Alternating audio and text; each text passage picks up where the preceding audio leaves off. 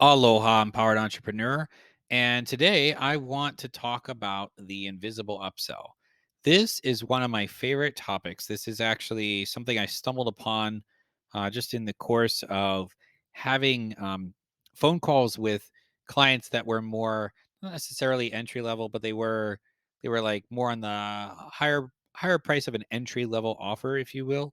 And in order to be able to then upsell them into something that was significantly more of an investment. And so what you can do with this invisible upsell is you begin to start planting the seeds for the next step in the value ladder. You begin to help the person understand that there's more to buy here. If somebody paid for an entry level call, of some sort, I still like to deliver value, um, and and not just make it about getting them into a higher ticket program. Plus, I don't want everybody in my higher ticket program that comes through. So there's a bit of qualification that I'm able to do there. And basically, if you use the invisible upsell, you're able to help them by delivering value and getting them results. And you can also simultaneously help explain the next quote unquote problem that they'll encounter, because often solving one problem leads them somewhere else. So sometimes people come to me with such a problem that presents this, they can't see what's right over that, and it's often another problem. And what I realize is there's a category of problem, right, that they need to solve for. And what I want to do is help them understand how we're going to help them solve that entire category. And by doing that, I can actually explain. It's like, okay, once you get over this hurdle, here's what you're going to encounter next. And I kind of help them out a little bit to make progress, um, and then really begin to help them see the value in transitioning to some sort of paid offer. And so, what I like to do is kind of a series of questions. I may not use all three of them, but at least the first one, which is I'll actually just say what I did for another client is, and I'll tell the story of another client. And basically, if they're like, "Hey, this is what I have." Da, da, da. Sometimes clients will come to me with a problem before the problem of the other client, right? So sometimes what I'm then able to do is say, "Okay, well, okay, first we're going to solve the problem that you have right now, all right?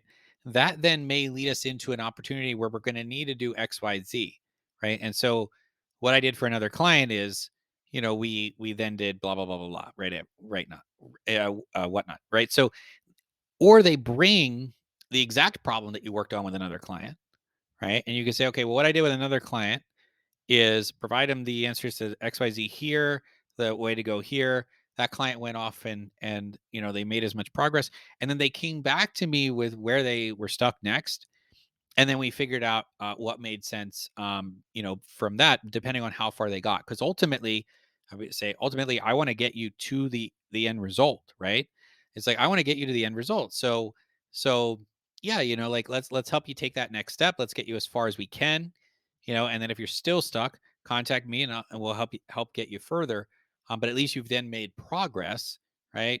And at least what I did for another client was I allowed them, yeah, go off, implement these things, get progress, get success, and then come back with wherever you're stuck next, rather than just giving you a solution that takes you from A to Z, right? If I can take you at A and get you to H, right? Give you the information for H, right? And then you come back with, well, I was able to get to F. It's like, okay, well then we'll finish up getting you to H, and then if you really want to get to Z, then at least we have that portion of the next opportunity available, right? So what I did for another client is something that will come up quite a bit. Not just saying, yeah, we can do this or we can do that. No, it's just I'll use that as an opportunity to explain what I did for another client. Originally, that was the entire invisible upsell. Originally, the invisible upsell that I would use is just the idea that I would refer to the fact that what I did for another client is, and I would give them something that was the next phase in what I was selling. Okay, and so another way that you can do this is you can say, okay, after the, it was like what I said earlier, is after this, if we need X, we can do Y. So after this, if you go implement this, go do this. If we need this other thing, this other problem, this other, because they may not know that problem is even there. It's like, well, then we can do Y. So After this, if it turns out that you still need help doing XYZ, or if it turns out that, that isn't the only thing that was getting in your way, then what we can do is this other thing, right? So that's another way of explaining it, because keep in mind, they may not know that other problem exists. And it's like they do that one thing, and it's like, well, if they have the resources to navigate what comes after, great, right? That's why this question is invisible as an upsell, because it's just saying, if we need to do this other thing, if we need to solve this other problem, if we need XYZ, right, then we can go do, then we have this other thing available to us, right? Um, let's not put the cart before the horse, right? Sometimes I've said that too. It's like, let's solve what you have right now. Let's go through it, because especially if it's a paid call, when I help them out, and then actually that's the third question, which is, let's start with what we have first and then reassess, right? Let me take you as far as I can right now on this call, right? And then let's reassess. This is why the frequency of the number of people who then need the higher ticket thing is actually a lot less, because I'm actually solving a lot of the problems early on. Now you could be like, well, don't you want to bring more people into the higher ticket stuff? Well, it depends what the higher ticket thing is, right? I actually prefer not to sell more people. I prefer to find a more precise match and then explain to them why this is actually for them, and then let them know that, yeah, it's not something that I then tell everybody about. Like, I've even done that before. It's like, hey, um I don't often tell people about this, but it's like, hey, what I did for another client is this thing. And we have this other thing available to us if that's what we need. But let's not put the cart before the horse. Let's get you to take this next step first. Let's solve this problem that you presented to me right now. And then we can reassess. So sometimes you can blend all three of them together, right? The idea is you're letting them know, you're not just saying, hey, you bought this one thing. Now I got this other major thing you can go buy. No, I want to help them with the problem they came in with, right? And you're letting them know that this other thing exists and was done by as a result of the other things that you've done with the clients, right? So the first one is saying, the first question, what I did for another client, is it's saying this other thing that you have available is something that you've used with other clients, right? So at least it's indirectly telling them, hey, it's something that we could do. It's something that's proven. It's something that's available. Great.